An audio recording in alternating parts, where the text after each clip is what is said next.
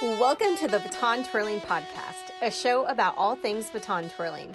From the latest news to interviews with world champions and connections made along the way. I am your host, Sarah Rudine.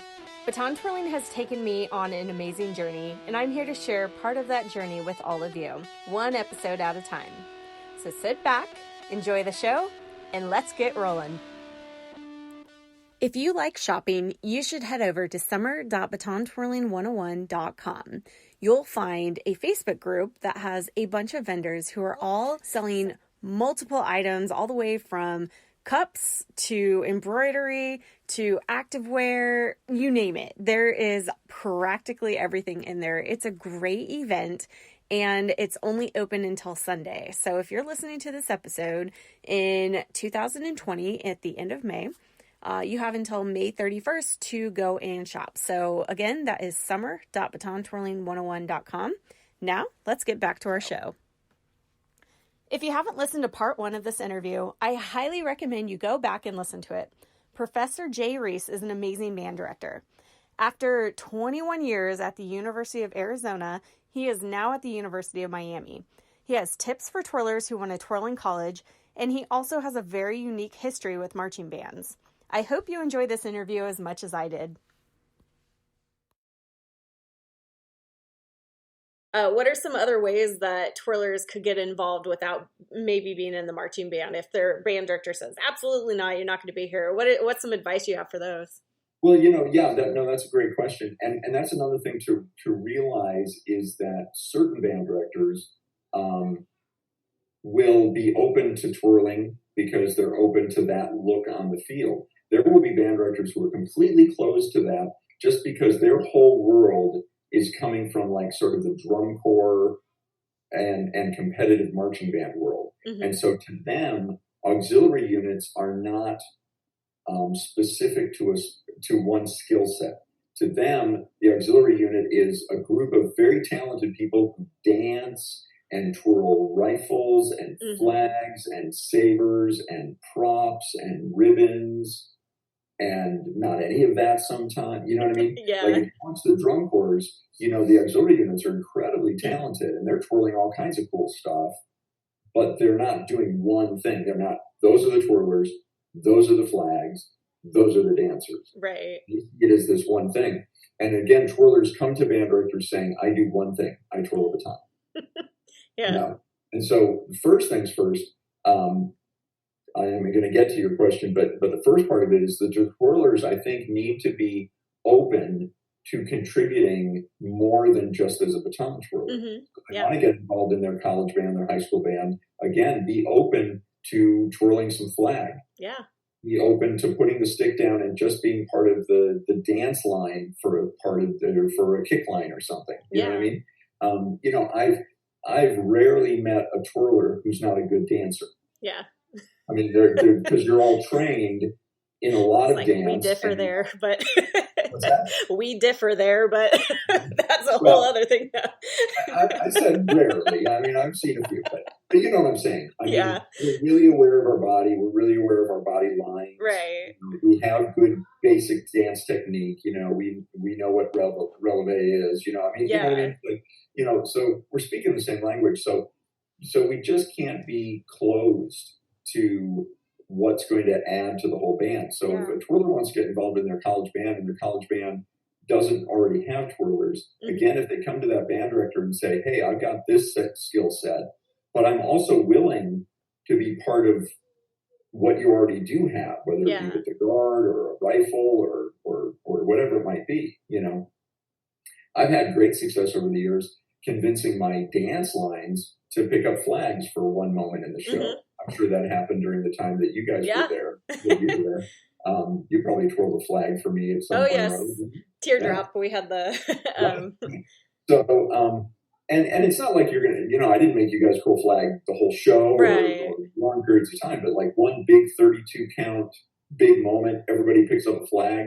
It can be breathtaking, So the twirlers, if they're open to that, then the band director, like for me, I am much quicker to then feature the twirlers because they're being willing to do what I need them to do. And so, hey, I'll, scratch your back now and give you a really cool feature in this other part of the show, or this different halftime show, or whatever it might be.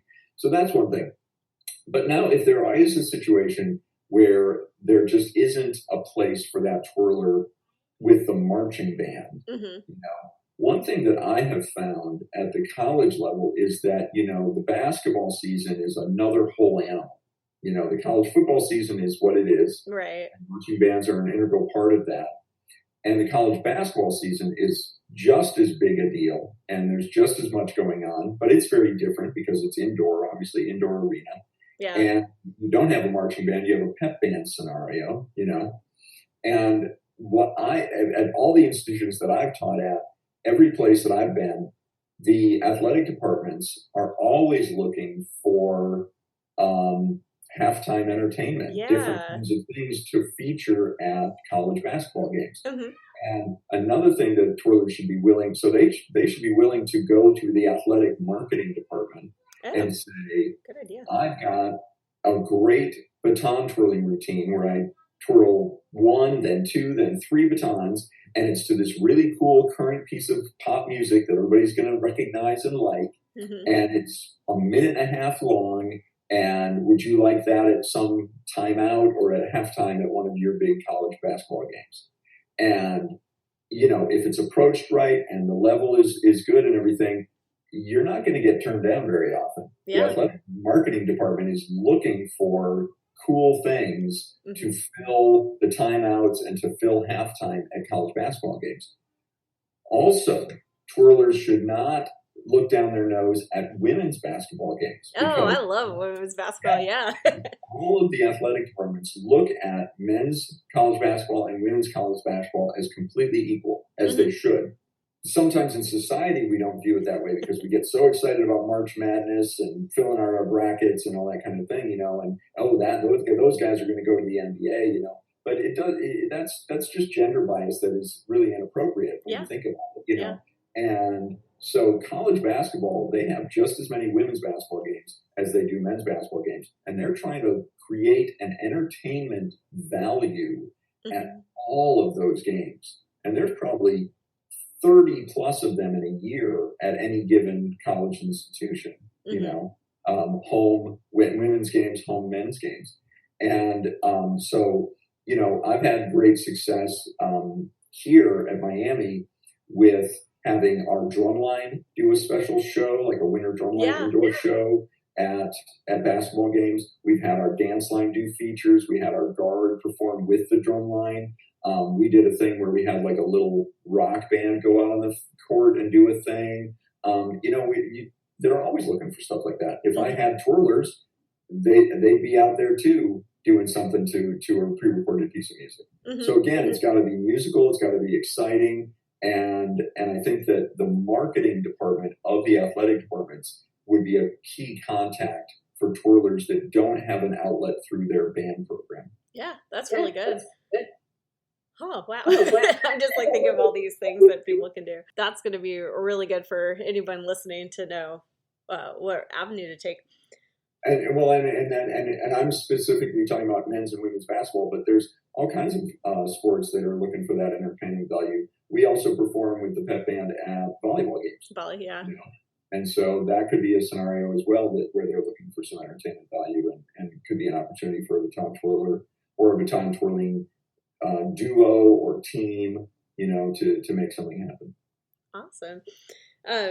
So you said you twirled in high school. So I just kind of wanted to take like a little trip down memory lane, because you're the second person in the last week that's told me that's why they twirled a baton. Because I said, oh, I didn't know you were a majorette. And she said, oh, I wasn't. I was the drum major. And I was like, but you have a baton in your hand. So explain that a little bit. I just want to know the history behind it. Well, originally, if you really go back in the history of marching band, of course, it originally came out of the military tradition. And it was drums and maybe some instruments that were literally leading, people into battle.